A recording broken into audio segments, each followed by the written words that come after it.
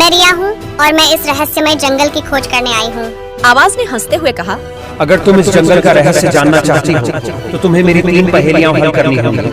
पहली पहेली थी। एक समय की बात है, एक छोटे से गांव में रिया नाम की एक लड़की रहती थी। रिया बहुत साहसी थी और उसे रोमांचक कहानियां सुनना बहुत पसंद था। एक दिन उसे अपने दादाजी की पुरानी किताबों में से एक किताब मिली। उस किताब का नाम था रहस्यमय जंगल की जादुई यात्रा। किताब खोलते ही रिया को एक जादुई नक्शा मिला। नक्शे में एक रहस्यमय जंगल की ओर इशारा किया गया था, जिसके बीच में एक चमकती हुई जादुई गुफा थी। रिया ने सोचा, मुझे इस जंगल की खोज करनी चाहिए।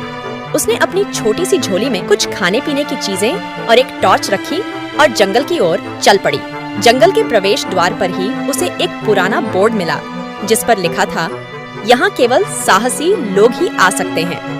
रिया ने साहस जुटाया और जंगल में प्रवेश कर गई। जंगल में कदम रखते ही चारों ओर का माहौल अचानक बदल गया। हर पेड़, हर पत्ता जैसे जीवंत हो उठे। जैसे ही रिया आगे बढ़ी, उसने देखा कि पेड़ अपनी शाखाओं से उसे रास्ता दिखा रहे हैं। कुछ समय बाद वह एक बड़े और पुराने पेड़ के पास पहुंची। उस पेड़ के तने में एक दरवाजा था। रिया ने दरवाजा खोला और अंदर चली गई। अंदर एक अंधेरी सुरंग थी, जिसमें सिर्फ उसकी टॉर्च की रोशनी चमक रही थी।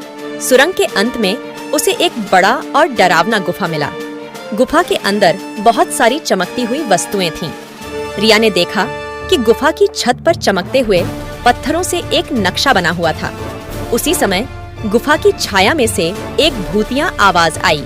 कौन है जो मेरी गुफा में आया है? रिया ने हिम्मत नहीं हारी और बोली, मैं रिया हूँ और मैं इस रहस्यमय जंगल की खोज करने आई हूँ। आवाज ने हंसते हुए कहा, अगर तुम इस जंगल का रहस्य जानना चाहती हो तो तुम्हें मेरी 3 पहेलियां हल करनी होंगी। पहली पहेली थी। ऐसा क्या है जो सबके पास होता है पर फिर भी किसी को दिखता नहीं? रिया ने सोचा और फिर जवाब दिया, परछाई। आवाज ने खुश होकर कहा, सही उत्तर। दूसरी पहेली थी।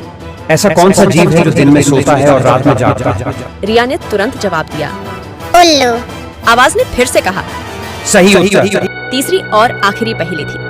ऐसी कौन सी चीज है जो टूटती है पर आवाज नहीं करती? रिया ने थोड़ा सोचा और फिर कहा, खामोशी। आवाज ने प्रसन्न होकर कहा, तुमने सभी पहेलियां हल कर ली हैं। अब तुम इस जंगल का रहस्य जान सकती हो। उसके बाद गुफा की छत पर बना नक्शा चमकने लगा और एक जादुई दरवाजा खुल गया। रिया उस दरवाजे से अंदर गई और उसने देखा कि वहाँ एक जादुई दुनिया थी, जहाँ सभी जीवंत थे और जादू की छड़ी से हर चीज संभव थी। रिया ने उस जादुई दुनिया का खूब आनंद लिया और जब वह वापस अपने गांव लौटी तो उसके पास अनगिनत कहानियां और जादुई अनुभव थे। उस दिन से वह सबको उस रहस्यमय जंगल की जादुई यात्रा की कहानियां सुनाती और सबके चेहरों पर मुस्कान लाती। और इस तरह रिया की जादुई यात्रा की कहानी सभी के दिलों में बसी रही।